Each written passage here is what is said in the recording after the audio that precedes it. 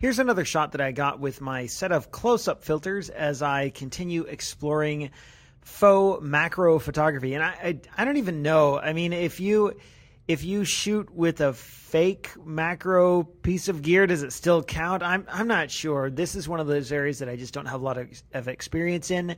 And I've always thought macro photography and close-up photography is really cool, but never tried it myself until these close-up filters. And when I was outside with my kids one day, I saw these bugs. I thought they were mesquite bugs. Turns out they're called leaf-footed tree bugs. And I had tried to get pictures of them before, like in years past. And I thought, man, this would be really cool to try out those filters again and try some macro photography.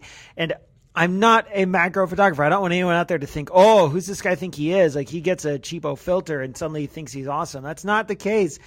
I'm just having fun playing around with this stuff. And I think it's some fun little tools that anyone could buy for super cheap and play around with yourself. And that's what I'm doing here.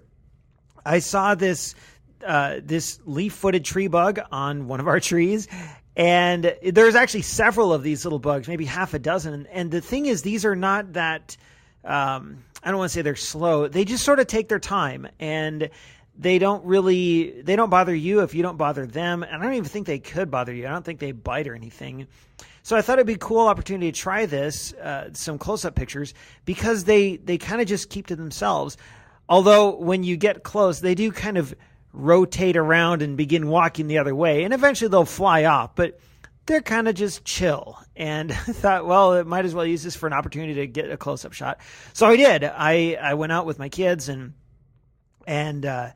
we were looking for these bugs, and I was trying to get in really close. And the problem with adapting a 50 millimeter lens to with a couple close-up filters is you have to get in super close. Unlike with a 105 millimeter macro lens or something, you can stand a little farther back. Well, here you have to physically be close, and that's kind of a problem because these bugs don't like to stick around. So I chased a couple of them down, took maybe 15 shots, and I honestly wasn't expecting that much because the shooting conditions were so far from ideal.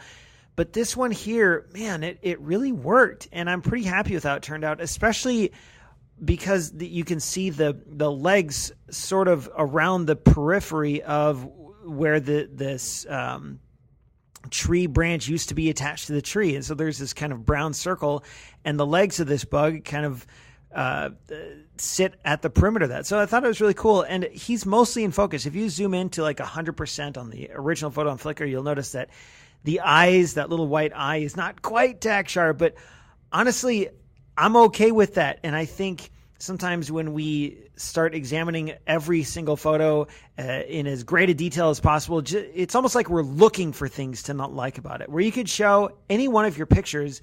Let's say you take a picture that you like, and maybe it's not perfectly in sharp. Maybe it's not tack. Maybe it's got some noise or grain or something, but you like it. And you show it to someone, and they'd say, well, there's a little bit of noise in the corner, or the lens is soft around the edges. But you know what?